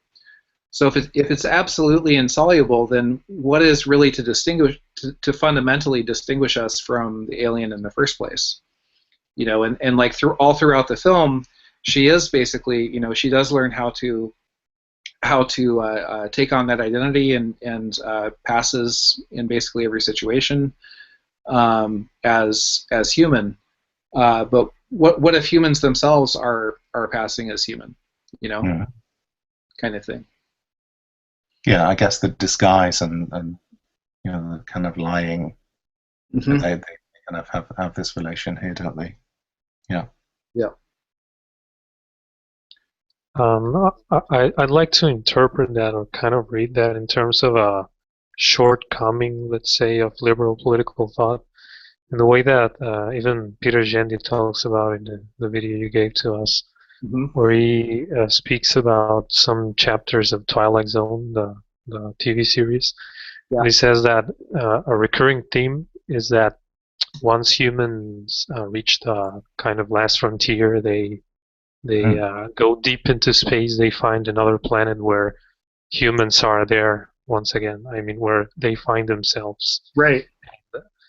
This kind of paradox has to do, in my opinion, with a kind of lack of a scalar thinking in liberal thought, whereas trying to go further means returning to the same, because you can't imagine more possibilities or alternatives. Human nature, or the political subject, can't be thought of as something different than what it is right now. So when you translate that concern to science fiction, you always have the recurring subject of, on the one hand, humans that travel deep in space and find humans once again, or on the other hand, the aliens or the exterior colonizers that try to dominate us in the same way as we dominate each other in this planet. So we always have a repetition of ourselves coming from outer space or found in outer space. Yeah, I think that's wonderful Barth quote. Probably if we were to land in our turn on the Mars we've constructed, we should merely find Earth itself. And between these two products of the same history, we could not determine which was our own.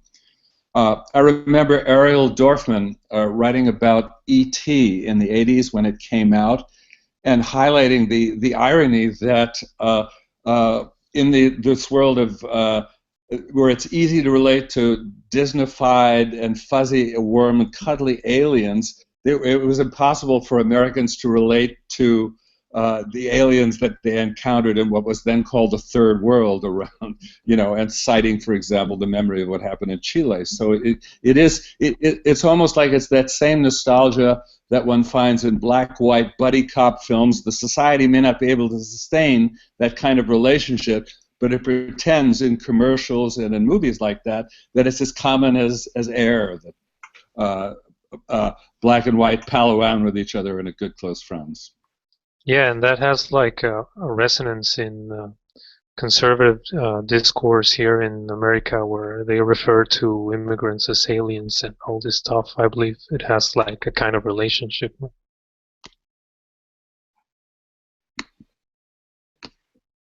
Yeah, absolutely. I wonder how does anyone know how universal that term is for immigrants? Is that a very American thing or what?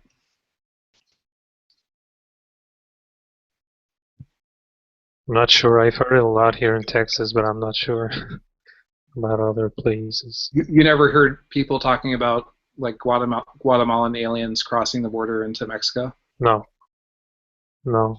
It would just be Guatemalans or Guatemalan immigrants or something. Yeah, like Central Americans or, Uh-huh. but not aliens or, no. Yeah, I mean that's one of the things that Bud Clark brings up is, I mean, he talks about, I mean the famous part in Kant is observations of the feeling of the beautiful and the sublime. The section on national characteristics, where he kind of reveals his like extreme parochialism and like and very kind of nationalistic assumptions what a good liberal subject is, more or less. Um, so it does kind of raise the question, like when he's imagining this kind of alien subject, in some ways he seems to venerate it, but in other ways he seems to not venerate it, because I mean he would seem to venerate it when he says that Martians and Venusians would be to his mind would probably be a higher form than human beings, maybe more intellectual or more whatever. But in other ways, the one example that he gives in the Anthropology is people who can't think privately and can't think for themselves, and therefore are constantly fighting, constantly at war. So it's kind of a strange discourse that enters into that book.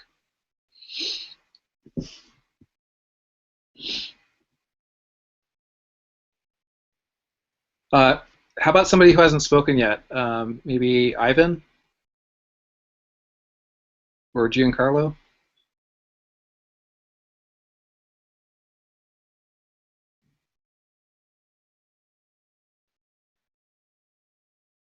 Or Thomas, do you have anything you want to say?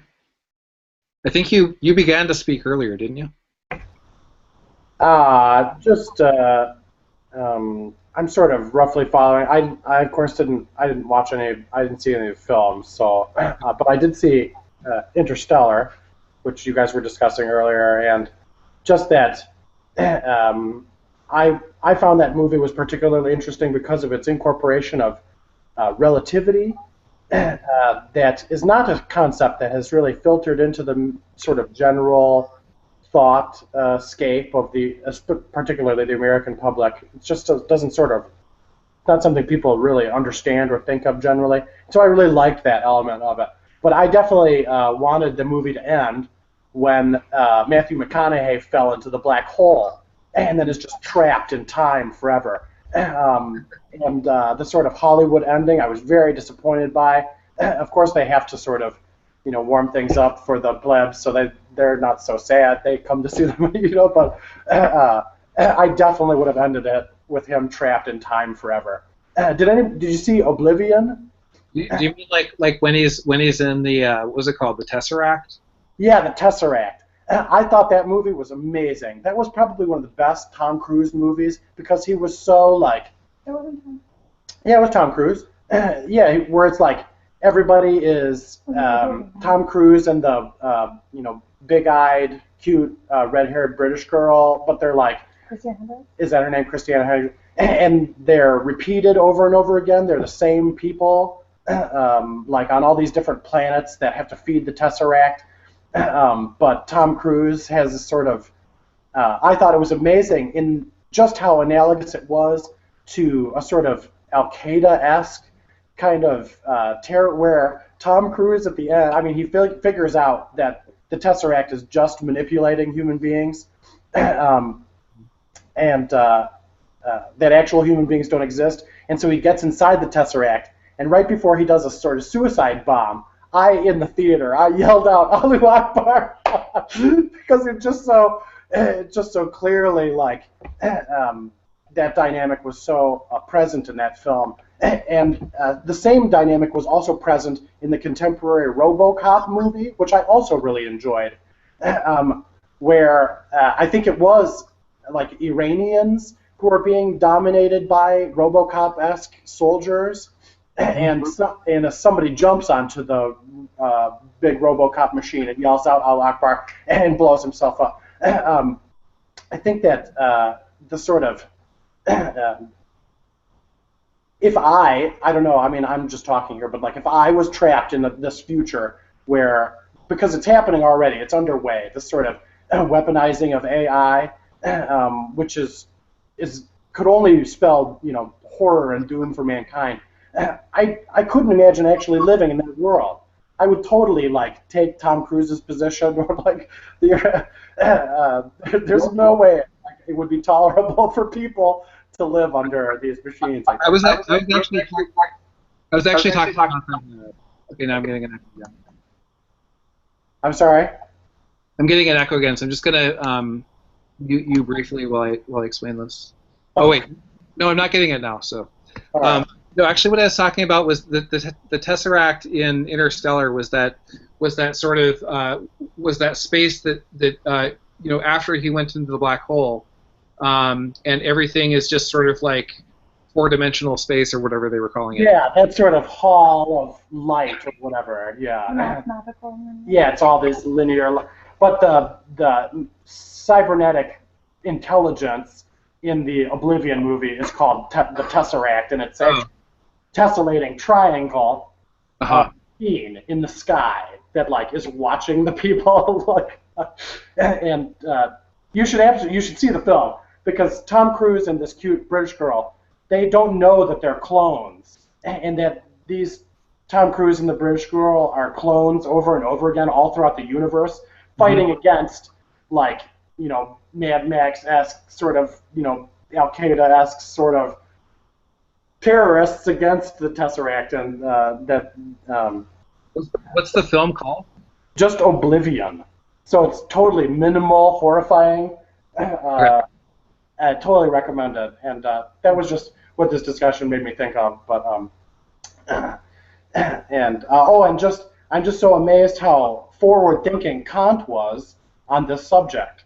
And 400 years ago he was writing. It's unbelievable that he would have such a well-fleshed-out theory of alien otherness and how it constitutes human subjectivity, or how we would only truly know once we were able to compare it. I mean, it's incredible to me.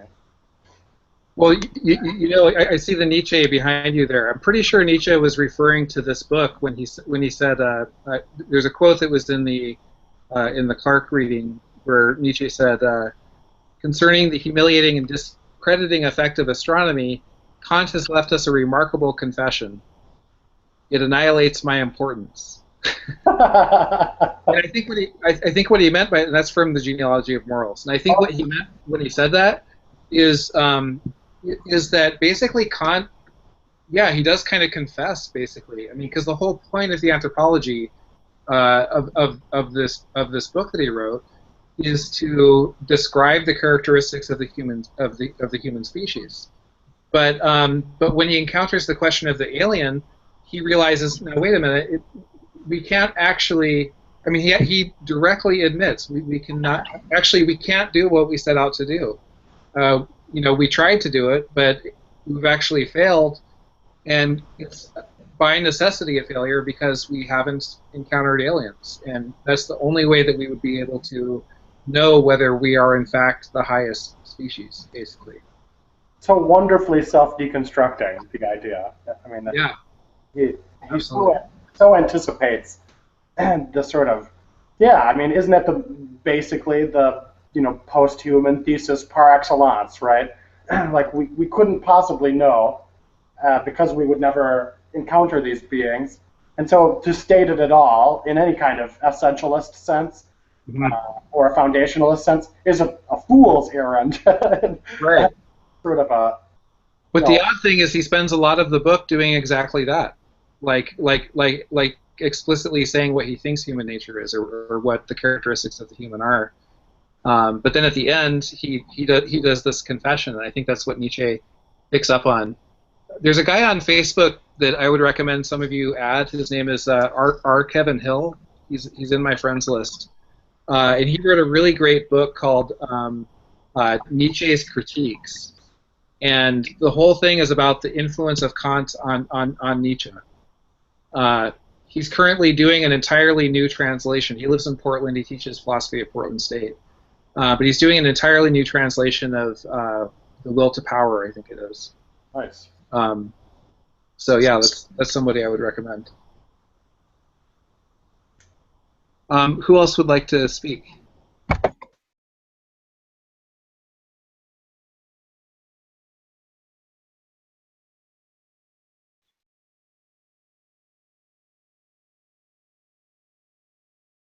Maybe Petra, do you have any things to bring up?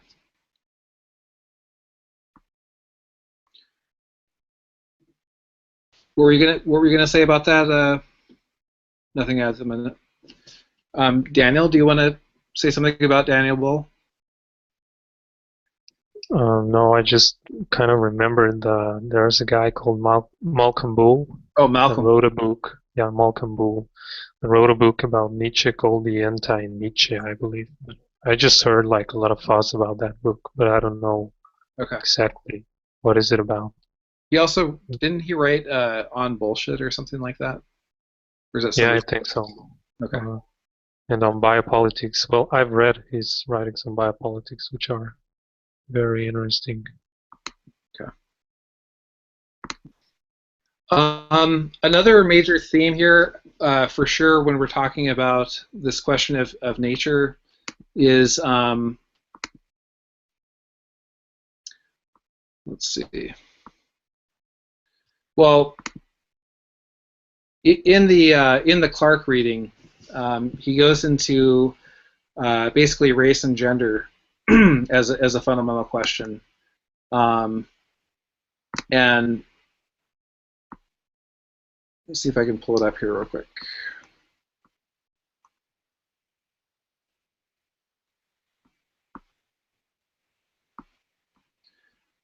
Well, basically, what Kant does, I mean, basically, what Clark is trying to do at the end of the essays, he's trying to raise the question of, and this is sort of a topic, I guess, for a somewhat different week, probably the week on community and the constitution of a community between inside and outside, belonging versus not belonging.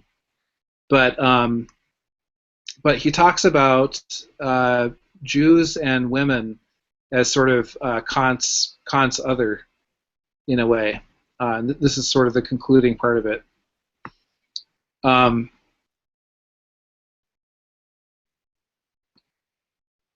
And basically what he says is that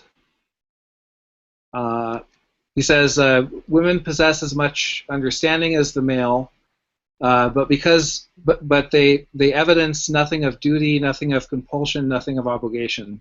So this is the really, and he says that their understanding is beautiful, but it's not deep understanding.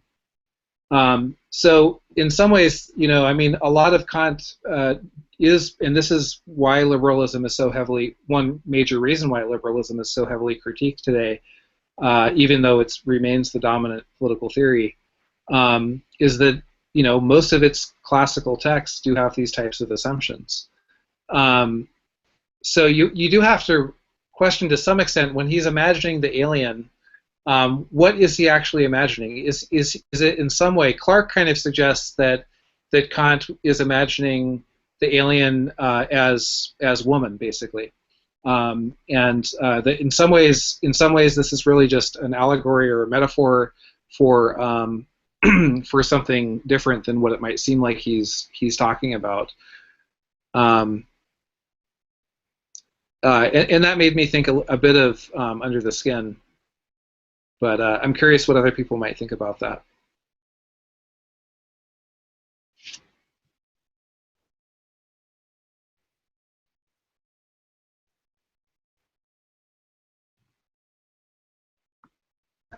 It's almost a Freudian point. Like, what does woman want? They're so other. She drags them into this puddle of black goo and they dissolve into nothing. Haley here has seen that movie, though. where it was Scarlett Johansson is seducing men. Yeah. Yeah. What were you gonna say about the film? Oh, no, nothing. It's just, it's very interesting. I personally find it very empowering to female sexuality because during the filming process, she's actually seducing men in real life who don't know that she's Scarlett Johansson. Right. And she takes them into a house and, starts to strip for them and lure them into this floor, which is a black puddle of goo that they sort of disintegrate into. They, lose their autonomy and, through their own desire, basically, they are disintegrated. Right. So it's sort of. And it's interesting too the way that it depicts. One thought I had about the film was because several people have said that what the camera is doing, and that's something to always think about with when you're doing sort of film analysis, is there's the story, but there's also like what is the camera doing and how is the shot like set up. And a lot of people have said in that film the camera is basically like an alien vision, or like if we're using xenofeminist terminology, it's like xenovision basically. And because I don't know if you know about like how the rating system works here in the U.S., but basically violence is fine. And we may think that we have a very sexualized culture, but basically, the more sex you have in a movie, the more likely it is to get either R or NR or X. But if you can have as much violence as you want, though, and I think in this film it kind of reversed that in a way, where yes, there was violence, but like the actual act of killing was not really this like gory horror movie type of killing. It was more like the men would slowly sort of descend into the water and disintegrate or drown or whatever. It was almost but it wasn't. They were the way that they were sort of like subsumed or like formaldehyde. Yeah, it was like they were fetuses basically suspended in water. Right. What it reminds me of. But if you think of, there's a feminist film critic I'm sure you're aware of, Laura Mulvey, who coined the term viminal gaze, which is like the camera viewing a female. And that's not quite so present in Under the Skin. It's more of a third-person observation, except during the seduction scenes, of course. Right. Yeah. There was so much in this film that to me was just completely kind of different from what I'm used to seeing. And it has a kind of a detached cinema verite almost, or like, but probably slightly more malicious, right? Like, definitely. Because it seems to flip the normal predation pattern of men against women. Right. Which in itself is alien, right? Yeah, the turning point of that film, though, is when she tries to seduce this disfigured man who had never slept with a woman, had no sexual experience, and she lets him go because she feels bad for him, even though this alien woman is supposed to have no empathy for this hideously disfigured man who gawks at her and is almost too afraid to engage with her because of his lack of sexual intimacy. She lets him go, which is really interesting. There's a lot to comment on there. Certainly. Yeah. Why do you think that she would have let him go? If she doesn't have empathy, and she doesn't have those like basic human qualities, supposedly. Feeding off of male desire, she's exploiting men. That's the whole point. Right. In order for maybe is that she sees. I mean, if we're trying to think about, if we can't conceive of the human. And if that means that perhaps alienness is all around us, what does it mean when she, encounters someone who to society is basically completely alien? Is it so simple as that this is what brings out her empathy? The fact that she sees something in herself in this man who's completely, ostracized from society, and is that perhaps the reason why she lets him go. So she conceives of the alienness through him in human society. There's another a double level on this film that makes it fascinating. On the one hand, it's a story of an alien who comes to Earth and goes around predating, and on the other hand, it's the story of Charlotte Johansson taken out of her shell as a star and put into real life in a kind of experiment. They couldn't obviously do it anywhere in the U.S. And they picked somewhere in Scotland. I forget, was it Glasgow or and which? Scotland. No, Scotland, yeah. I mean, the way it's structured is so smart. Nobody recognizes her. I assume that there were people who recognized her, and their film just wasn't used.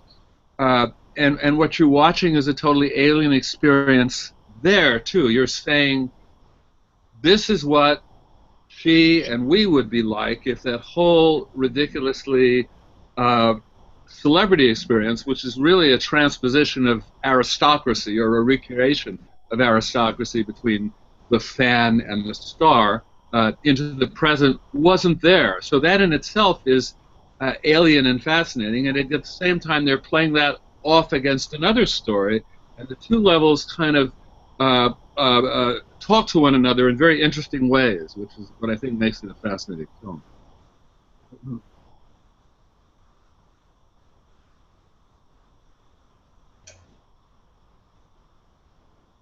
Well, let's maybe let's maybe go through the syllabus real quick and divide up who's going to talk about what for next time. Unless I just want to make sure that everybody had a chance to speak if they want to. Ivan, did you want to say anything?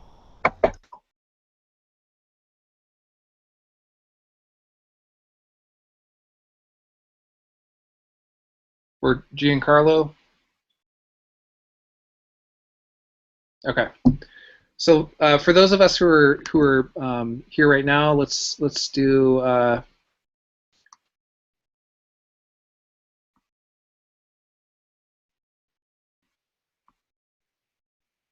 Okay, so for shoot, I'm looking at the wrong one. Okay. So for next week, actually no, because I need to go back through these. I want to make sure that I have the ones that I definitely want to use. So let's not divide these up, actually. Probably what I'll do is I'll send out an email, and then I'll try and set up a Google form, and then you can just sign up to report on the ones that you want to. But look through this if you can, and if you see, if you think of any films that you think really should be under a particular week or a particular reading that you would really like to see there, you can email me and suggest it. But please do that before tomorrow at like 3 or so, because I'll be making the final decisions between 3 and 6 probably.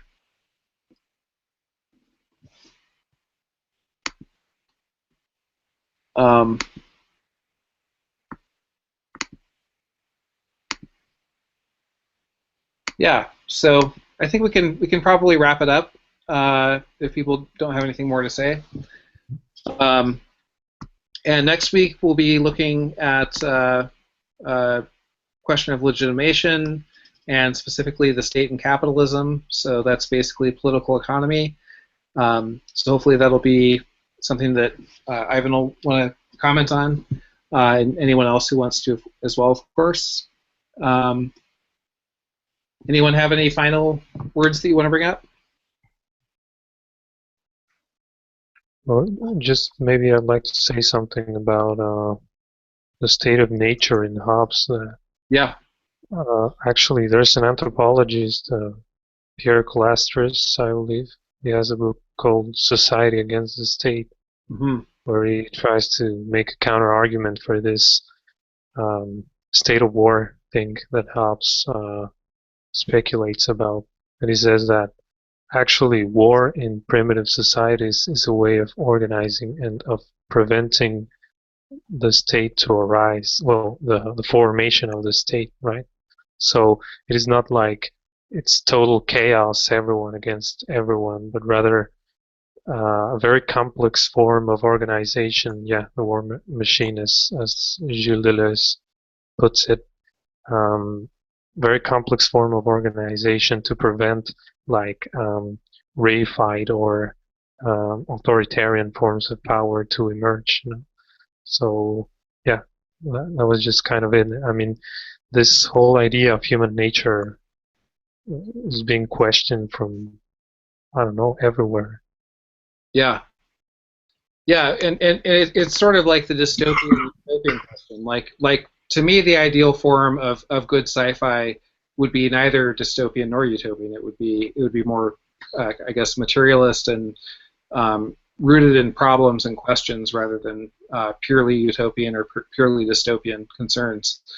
But similarly, you know, when we say even if you do agree with Hobbes that human nature is primarily self-directed and is maybe does have a warlike aspect to it to some extent, that doesn't necessarily mean, I mean, even if that were to be proven or something like that, like unquestionably proven or something like that, which it hasn't been, I wouldn't say.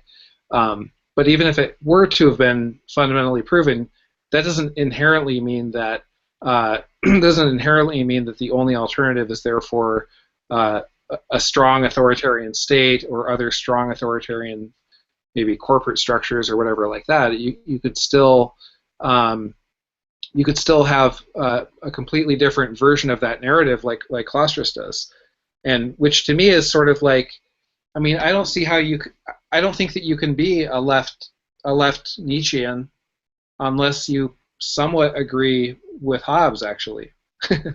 You know, because people are striving to you know, basically realize themselves to some extent.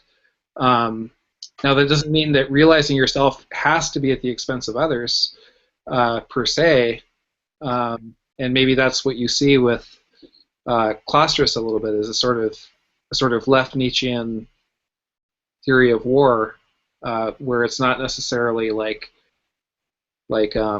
the military, but it's more like a war machine in Deleuze's sense. And I think too, I think too in Kant that, like, on the one hand he says that human nature is insoluble, is absolutely insoluble, and we can't define it. On the other hand, he says, well, yes, that's true, but we withhold things all the time, and that withholding leads to lying, and lying leads to corruption, and corruption leads to, you know, a terrible society. That, on the other hand, he also does see this other tendency in human nature that is more redemptive. And so just because that's a part of human nature doesn't mean that there couldn't be a more redemptive part of human nature as well. I was going to say something about Hobbes, a new wrinkle in left thought, a book called State of Insecurity by Isabel Laurie. She points out that essentially Hobbes starts with the state of nature, which is precarious, insecure, fearful, to which people come together and form a social compact in exchange for protection against that precariousness and that instability. Yeah. What's unusual now in the neoliberal state is that it doesn't fulfill the Hobbesian compact of a state. It offers you, in fact, the chance to be insecure, to have your human capital, which you invest in yourself, and maybe you're one of the 10% who makes it, or one of the 90 who doesn't, but it's all your own fault. So, in fact, it's totally reneging on the contract from Hobbes, and it offers Hobbesian state of nature not as a thing one is trying to escape, but as an ideal. The ideal of perfect competition, where everyone's in competition for everyone else, with everyone else. Oh my God, that is who's that? Who's the author? Her name is Isabel Laurie, L-O-R-E-Y. I'll put that in the thing, and it's a verso book that's just out. But I mean, it's a brilliant observation. I never thought of it. Yeah, that's fantastic.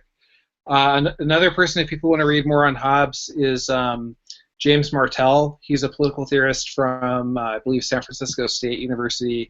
He has a book called Subverting the Leviathan, where he kind of makes an argument sort of like Zizek makes about Ivan the Terrible, where he kind of claims that like, you know, certain films, even though they were Stalin era Soviet films, arguably were engaged in a kind of over-identification where they seem to agree with the leader of the state, but if you look at them closely, the person who's portrayed as sort of like an allegory or a metaphor for Stalin is not portrayed very nicely.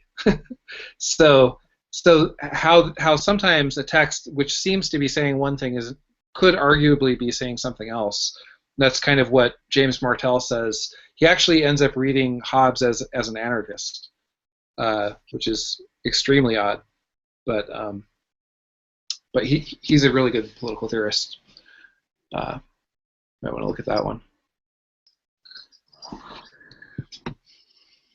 But all right, we're at 8:30 now. Unless anybody else has something they want to say, I'll give Ivan another chance. Giancarlo, Dylan. I'll just jump in really fast. I guess I've been withholding this because this is my first time reading Kant, and I feel a little bit like small fish, big ocean. I'm just wondering about narrativization, and I guess we're de-narrativizing these various conceptions of human nature. So are we to follow this with a re-narrativization, or like, is it enough to de-narrativize, or once we've de-narrativized, should we pick it up again as a tool, essentially? Thinking about Ronald Reagan in that video clip. Right. So that's what I was thinking about. Yeah. No. I mean, in my opinion, it's not enough to de-narrativize. But the way that I've heard, like one of my favorite political theorists is William Connolly, and kind of the way that he approaches this type of question is he'll say what I just said, which is no, it's not enough to just de-narrativize. You do need a different narrative, but maybe that different narrative doesn't have to be about whether we're good or evil. It could be and what that leads to, but could be more about that human nature is about, and Kant actually kind of says this in the Anthropology, but that human nature is not about good or evil, but about I guess like dynamism. Like we have a lot of different capacities, and we have the capacity to do a lot of different things, and so it is actually a narrative of human nature to say that human nature is self-created, as Kant says in the Anthropology, and that what we are fundamentally is the self-creating being.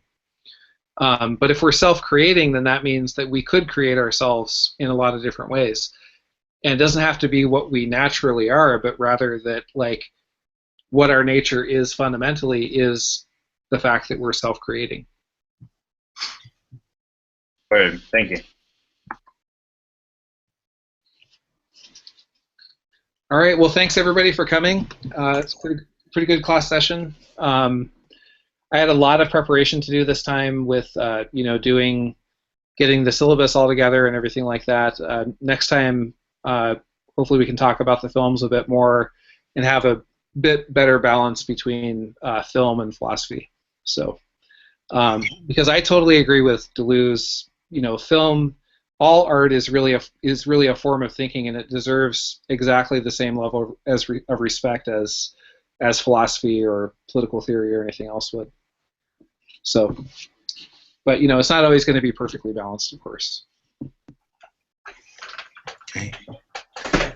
Thank you. All right. Thanks, everybody. We'll see you soon. Great class, Jason. Thank you. Thank you. Ciao.